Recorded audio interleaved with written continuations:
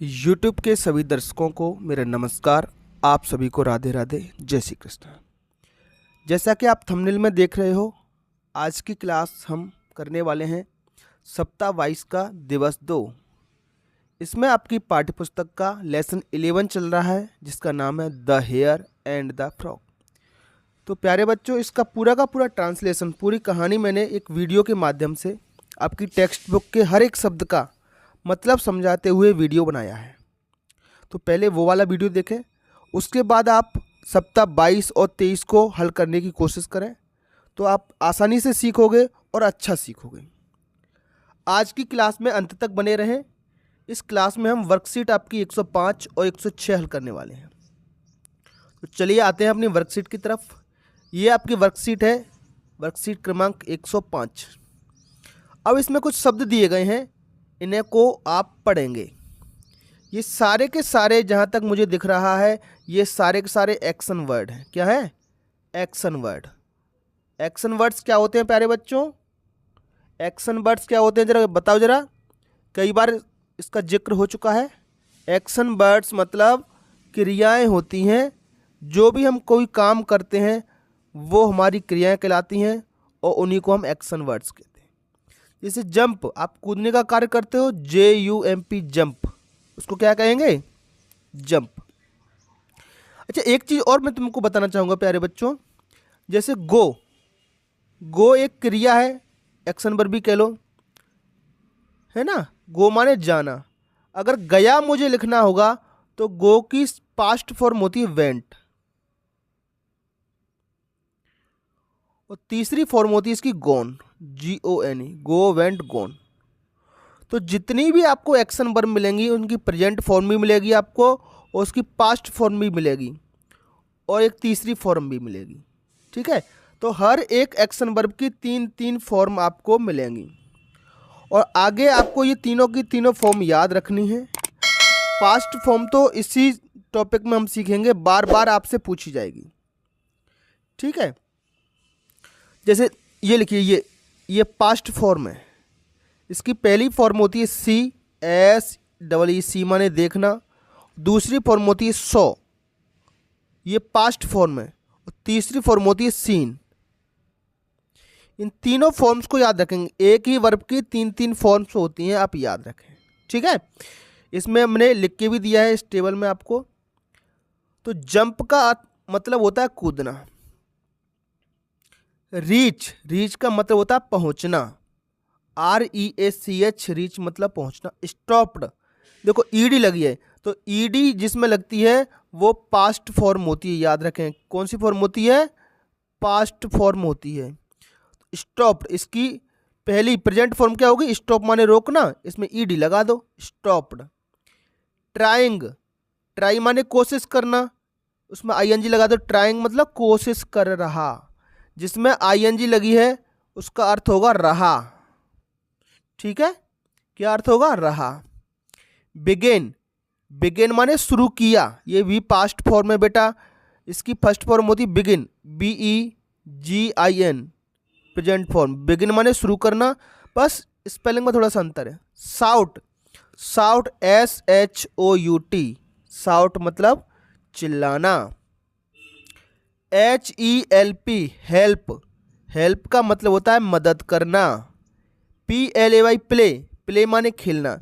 अगर इसकी past form आपको बनानी हो तो PLAY और ED लगा दो, प्लेड हो जाएगी। ठीक है। हेयर्ड माने सुना, तो ये भी पास्ट फॉर्म बेटा। HEAR, हियर माने सुनना, ये इसकी प्रेजेंट फॉर्म है। CRY, क्राई माने रोना या चीखना।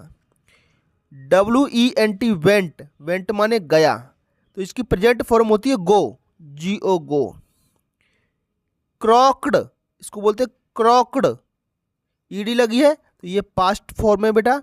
और क्रॉक्ड मतलब मेढक जो टर टर करता है, टर, मेढक की आवाज क्रॉक्ड कहलाती है। SAW, सो माने देखा, ये बेटा C की पास्ट फॉर्म है। SEEC मतलब देखना।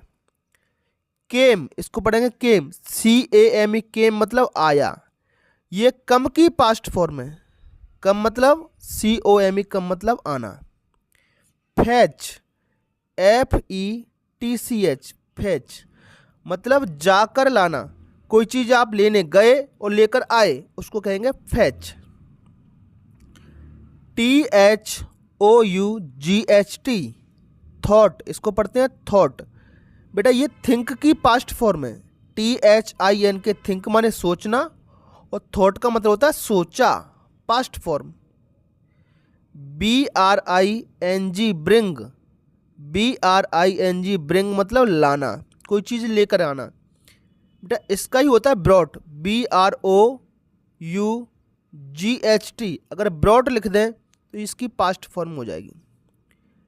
KNOW, इसको अच्छे से याद करें बेटा। किनो पढ़ते हैं कई बच्चे इसको, तो किनो पढ़ना गलत होता है, इसको पढ़ते हैं नो। इसमें के साइलेंट होता है। नो मतलब जानना। COULD, कुड, कुड माने सका। ठीक है। ये कैन, CAN, कैन माने सकना, कैन का पास्ट फॉर्म है। FELL, फेल माने गिरा, तो फाल का पास्ट फॉर्म है ये। तो बेटा इसका स्क्रीनशॉट ले लो आप, इसको अच्छे से याद कर रखना है ना। ये बार बार आप पढ़ पढ़ के इसको याद रखना पड़ेगा आपको। इसी दिवस की अगली वर्कशीट पर आते हैं बेटा। वर्कशीट क्रमांक 106, fill in the blanks with the action words. इतने सारी एक्शन वर्ड्स आपको दी गई हैं, कहाँ कौन सी एक्शन वर्ड फिल करनी है वो आपको बताना है। एक्शन वर्ड मतलब जो काम। क्रॉक्ड, फैच माने जाकर के लाना, सो माने देखा, फेल माने गिरा, रैन सिटिंग माने बैठ रहा है, प्लेइंग माने खेल रहा।